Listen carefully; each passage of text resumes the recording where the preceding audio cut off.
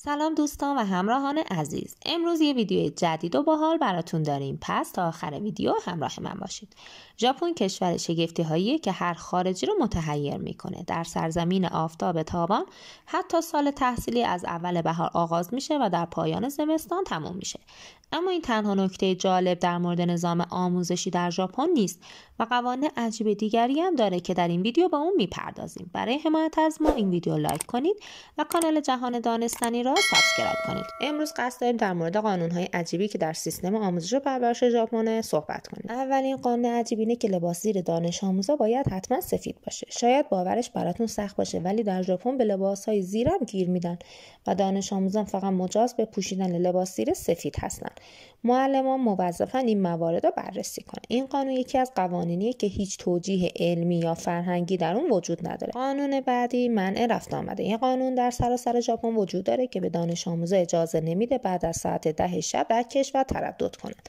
برای دانش آموزان دختر بیرون رفتن با دوست پسر در دوره دبیرستان ممنوعه. برای افرادی که از این قانون پیروی نکنن مجازات‌هایی مثل اخراج از مدرسه در نظر گرفته میشه.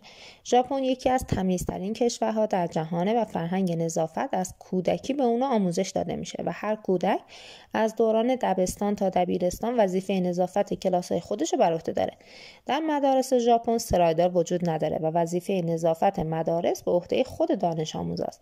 یادگیری شنا در مدارس ژاپن اجباریه و به عنوان یک قانون همه از اون باید پیروی کنند. در تمام مدارس ژاپن استخر وجود داره و از کلاس اول آموزش شنا الزامیه. یکی دیگه از قوانین جالب ژاپن مستقل شدن از کودکی و کودکان باید از کودکی مستقل باشن و تنها به مدرسه برن، چه با پیاده روی یا قطار و اتوبوس. تنها رفتن بچهای خردسال به مدرسه بدون والدین در ژاپن امری عادیه.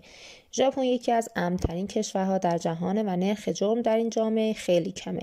سیستم حمل و نقل قابل اعتماد و وقت شناسی قطارها و اتوبوس‌ها این کار را برای خانواده‌ها راحت‌تر کرده و در خیابون‌ها علائم و راهنمایی‌های زیادی برای کمک به بچه‌ها در مسیریابی وجود داره. به طور کلی مدارس ژاپن قوانین و محدودیت‌های زیادی را برای ظاهر دانش آموزان تعیین کرده.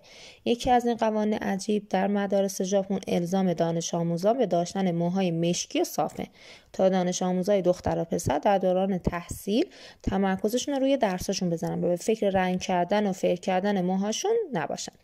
در این کشور اونقدر نظم و انضباط وجود داره که هیچ کس به این قوانین شکایت نمی‌کنه و همه از قوانین راضی هستند. ژاپن مردودی وجود نداره. دلیلش هم اینه که ژاپن تاکید زیادی روی توسعه شخصیت و مهارت‌های اجتماعی دانش آموزا داره تا روی نمرات امتحاناتشون. ژاپن معتقده که همه دانش آموزا قابلیت یادگیری دارن و باید فرصت یکسان برای پیشرفت داشته باشن. به همین خاطر دانش آموزا رو تشویق میکنن تا از خطاهای خودشون یاد بگیرن و از تلاشاشون هم لذت ببرن. در بسیاری از کشورهای پیشرفته دانش آموزا در پوشیدن لباس آزادن، اما در ژاپن اینطور نیست و در لباسهای فرم بسیار سختگیرانه عمل میکنن و دانش آموزا باید با پوشیدن لباس فرم در مدارس حاضر بشن. هدف از این کار اینه که با پوشیدن لباس فرم هیچکس نتونه موقعیت اجتماعی و اقتصادی خودش رو با لباسهای مجلل نشون بده. همچنین این فرم ها نماد وحدت در مدارسن. در زمان غیبت معلم هم نیازی به معلم جایگزین نیست و وقتی معلم غایبه معمولا دانش آموزا خودشون کلاس رو مدیریت میکنن. این روش با دانش آموزا کمک میکنه تا مسئولیت پذیری و توانایی کار گروهی را توسعه بدن.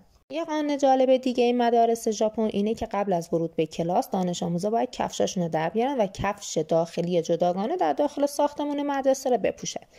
و یکی از هیجان انگیزترین قوانین در مدارس ژاپن که از فرهنگشون هم اومده وقت شناسیه که برای همه ضروریه، چه برای حضور در یک مراسم خصوصی باشه و یا ملاقات با دوستان صمیمی. مسئولان کشورشون هم در صورت تأخیر در حرکت قطارها یا هواپیماها حتی برای 1 دقیقه باید از مردم عذرخواهی کنن. ژاپن وقت شناس بودن رو از سنین پایین به دانش آموزاش یاد میده. اگه دانش آموزا دیر به مدرسه بیان اون روزا از دست میدن. به تازگی یه تصویر تو اینترنت پخش شده بود که اون رو به کره شمالی ربط داده بودن، اما با توجه به قوانینی که در مدارس ژاپن آموزش داده میشه، آن هم آموزش بزرگسالانه به جوانان در ژاپن، برخی معتقدن که این عکس در مدارس ژاپن اتفاق افتاده، چون در مدارس محلی در ژاپن به دانش آموزا آموزش بزرگسالی میدن. نظر شما در مورد این قوانین مدارس ژاپن چیه؟ لطفاً تو کامنت برام بنویسید. ممنون از اینکه تا آخر ویدیو همراه ما بودید. برای حمایت از ما ویدیو لایک کنید و کانال جهان دانستنی را سابسکرایب کنید و اگه ویدیوی قبلی ما را هم ندیدید ببینید. تا ویدیو بعدی، خدا نگهدار.